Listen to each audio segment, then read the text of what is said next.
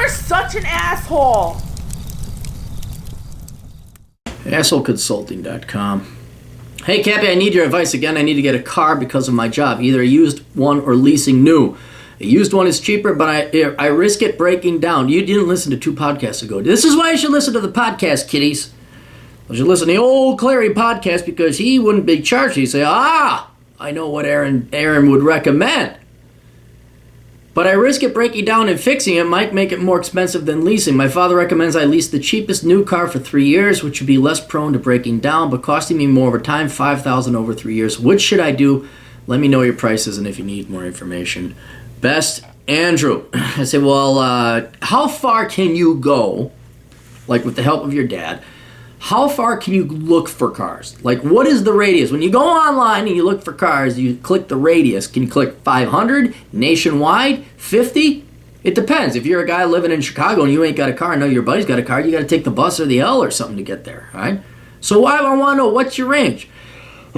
Maybe at most 100 miles away, but not 400 miles. I need this car to be able to move between music lessons I give at clients' homes. I will send you $33. All right. First thing I'd recommend, depending on your instrument, is can you bike to these places? Because if you're in a nice warm climate, I'd just bike to these places. If you can't, all right, can you get them to come to your house? Is that possible? Can they come to your house? That would eliminate the need for a car, and it would improve your business model.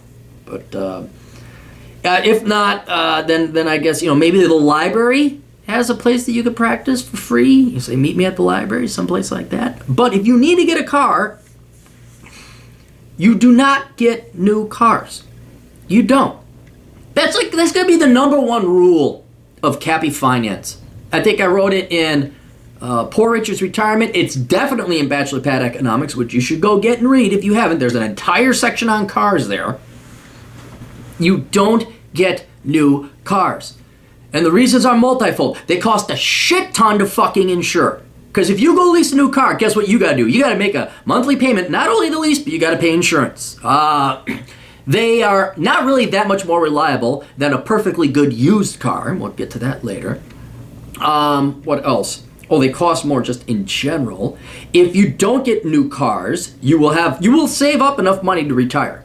If people just did not get new cars, they got perfectly good used cars, you would have enough, assuming you put the money towards a 401k, you would have enough to adequately retire.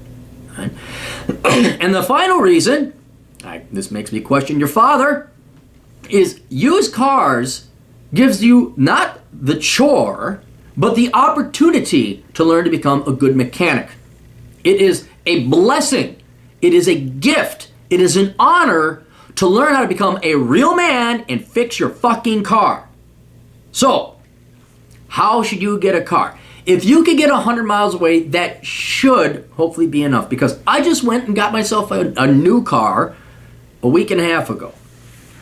What I did is I went to Auto Trader or Car Soup, depending on which, and I spent at least 6 hours searching across the United States for cars, and you could set the parameters. I wanted a car with less than 40,000 miles on it.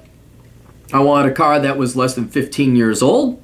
And I wanted a car that was $5,000 or less.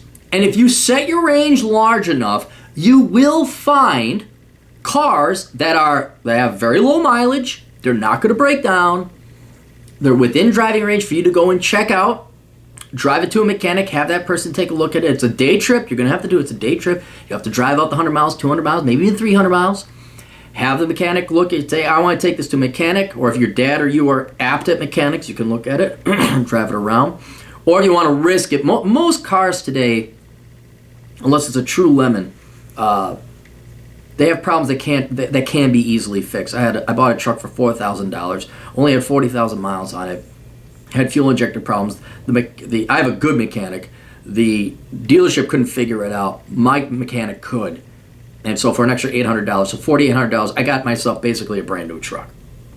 All right? You got to spend as much time on that internet hunting down cheap, usable cars. Out there, you got the Nissan Versa, you got Chevy Aveos, what's it called? Everyone hates them, but they're cheap transportation. The Roadsters, they're not Roadsters. The Chrysler came out with them. They're ugly, bubbly looking cars. Look like gangster cars. PT Cruiser, you can get those. A smart cars are going for dirt cheap. I mean, if you're a violin teacher or a piccolo player, cool, that's good. Smart cars are dirt cheap. Kia Rios, there's one in Connecticut, 20,000 miles, $4,000 or something like that. They're out there. These low-mile cars that are low-priced are out there. Now, they're not going to have everything you want. A lot of times they don't have power steering. A lot of times they don't have air conditioning. Tough fucking cookies for you. That's what it means to be suffering and become a man and endure and become galvanized. So you should be able to find a car for less than $5,000 with relatively low miles within, in your case, a 100-mile range. Now, 100 miles, if that's it, maybe you're going to find a car with 60,000 miles. Still, that's very low miles. That's going to last you 3 years. All right? The second thing, though, you're going to have to do, though, is you're just going to have to accept the fact it's part of becoming a man and being a man that you fix your own cars, that you have some mechanical ability. And if you're intimidated by it, don't be, because you have YouTube. Look at this, huh? What we're doing right now?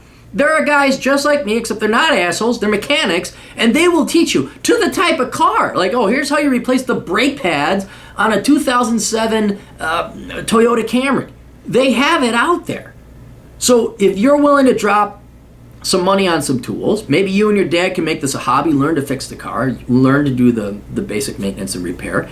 That is what I'd recommend. Do not get a new car. No. I don't care if you pay cash or lease. You don't get a new car. You get a piece of shit car with low miles, maybe even salvage. If you're lucky, you'll find a salvage title car. You want to make sure it's not one of these flood cars coming down from Texas. You buy it on the cheap. You do the regular maintenance. Regular fucking maintenance. Not that hard. Even if you got to spend it on the mechanic, take it to the mechanic. Do the regular maintenance. Okay, it's done. Perfect. It'll go. My Kia Rio, I got it with 33,000 miles, $3,500. And just now I had to get rid of it with 180,000 miles on it. All right? And I'm Mr. Successful fucking don't need a house paid off guy. And I still went and got myself a 2006 11-year-old car, 28,000 miles, $5,000. You need to do the same. Right? So spend the time looking, researching at as far of a radius as you can from your house to find a good, cheap, low mileage car. Do your research. Nowadays you just click, you look on the Carfax or the car report or whatever, see if it's been in an accident, all that other stuff. Right? Go out there, test drive it.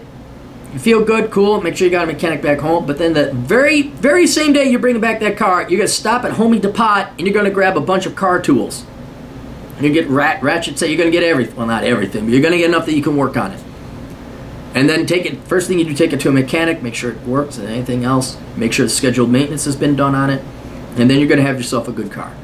But dude, honestly, do not listen to these baby boomers about their fucking new car. Okay, honest to God, we need a new car. What if it breaks down? You fix it? I don't know. You may also even want to think about what I did in my 20s, and that is I had two pieces of shit cars. All right? In case one broke down, I had another. I paid $500 for it. You know, it was a grocery getter. It was just this piece of shit. It was a wonderful car, though. But you find this piece of crap car, because your insurance isn't going to go up because you're only doing liability insurance. And liability is only you driving it. And the insurance companies know you can't drive two cars at the same time, so you can insure two cars for about the same amount of insurance because you're only driving one at a time. So maybe even think about getting some piece of shit $500 car. Fire it up every once in a while. Go drive it here and there. Get groceries with it. Make sure the battery and everything's good. Use that as your practice car to wrench on things, fix things. But then you have your regular car, and if that breaks down, hey, you know what? No crisis and no emergency. You just get it to a mechanic, you got your backup. It's like women. You should have your primary girl and your backup girl in case the primary girl gets a little bit too lippy. In case she breaks down. All right. Honestly, here, hang on. This is why I tell you guys. Do I have it? Where'd it go? Maybe I don't have it. I get rid of all the time. No, here it is. Look, boys. Not kidding. Right here. Okay? Yes, I am pimping and horning this stuff out because you guys keep asking. I mean, look at that. Look at that fucking wisdom. 20 bucks, 25 bucks, I don't know. All on audio. Get this book. It will save you hundreds of thousands of dollars, and certainly a lot of that will come from cars. All right. We'll see you kids later. Toodles.